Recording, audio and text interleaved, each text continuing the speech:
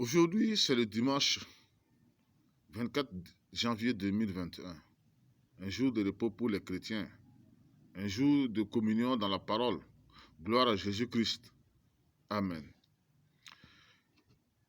Aujourd'hui, nous devrons avoir le courage de regarder la vérité en face sur le Coran. Est-ce que le Coran nous dit la vérité? Est-ce que le Coran nous montre qui est le sauveur? Car sans la vérité, personne ne peut être sauvé. J'entends très souvent des théologiens musulmans qui veulent tisser un lien entre Moïse, le prophète sauveur d'Israël, avec le Mohammed du Coran. Ils disent que le prophète qui devrait venir est Mohammed. Mais ce que les musulmans, ceux qui lisent la Bible pour tenter de justifier le Coran, oublient, c'est que le prophète qui devrait venir et que nous devrons écouter devrait naître de la descendance directe d'Israël et qu'il devrait opérer des miracles et des prodiges comme Moïse. Alors que Mohammed ne descendait pas d'Israël, ça c'est un, il était même un ennemi d'Israël. Et aussi, Mohammed n'a jamais opéré un seul miracle dans le monde. Comprenons bien que le prophète sauveur annoncé du temps de Moïse est bien Jésus. Il y a des théologiens du Coran qui trompent le monde en faisant croire que le Saint-Esprit, l'Esprit de vérité, le consolateur que Jésus avait promis à ses disciples est Mohammed du Coran.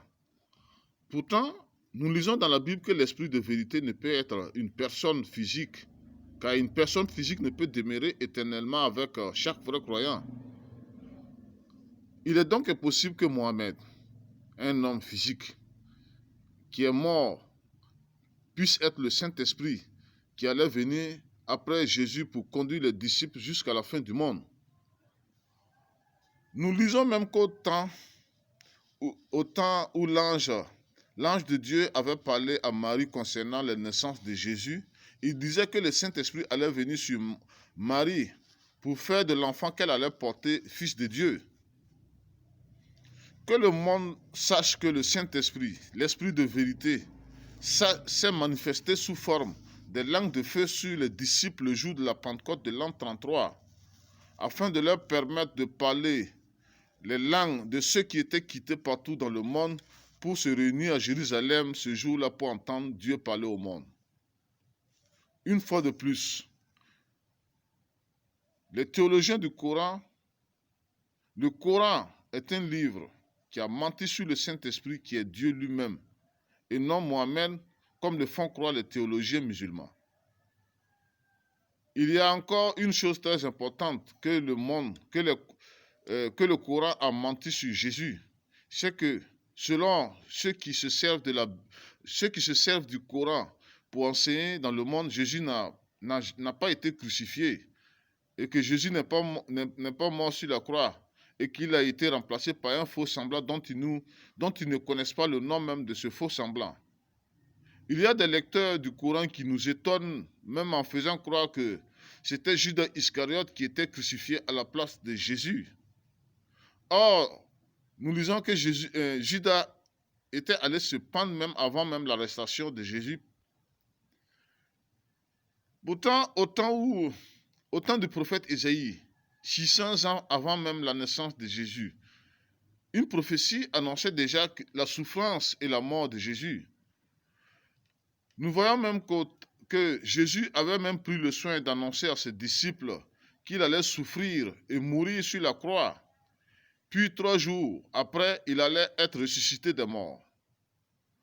Mais le Coran fait croire aux musulmans que Jésus est monté directement, il est monté au ciel sans passer par la mort et la résurrection. Aujourd'hui, frères et sœurs, nous devons avoir le courage de montrer cette vérité à nos frères et sœurs musulmans qui suivent aveuglément le Coran. Le Moïse, le Jésus et le Saint-Esprit ou le consolateur que présente le Coran sont loin d'être les mêmes dont parle la Bible. Le Coran est un livre qui a paru 500 ans après la Bible pour tenter de déformer l'histoire vraie sur le salut de Dieu. Il y a des élus de Jésus-Christ parmi les musulmans qui doivent entendre la vérité sur son nom, sur Jésus-Christ qui est le seul sauveur, qui doit leur sauver de la colère de Dieu. Vous savez même que Mohammed, avant sa mort, même ne savait pas le sort qui lui était réservé. Ce qui veut dire que Mohammed du Coran est un trompeur et non un sauveur. Aujourd'hui, les vrais ennemis des musulmans sont ceux-là qui savent que Jésus-Christ est le seul sauveur et qui refusent de dire cette vérité aux musulmans qui suivent aveuglément le Coran. Si vous retenez cette vérité sur le Coran, comme le font les catholiques, les protestants qui sont des faux chrétiens, vous allez rendre des comptes à Jésus-Christ au dernier jour, parce que vous avez eu honte de parler aux musulmans pour qu'ils puissent recevoir en Christ le pardon de leurs péchés. Vous serez condamnés parce que vous êtes des ouvriers hypocrites. Seigneur Jésus-Christ, sauve tes élus parmi les musulmans qui sont enchaînés par la tromperie du Coran. Le temps est venu pour les élus de Christ parmi les musulmans de brûler leur Coran, parce que le Coran est un livre de mensonges. Gloire à Jésus-Christ. Amen.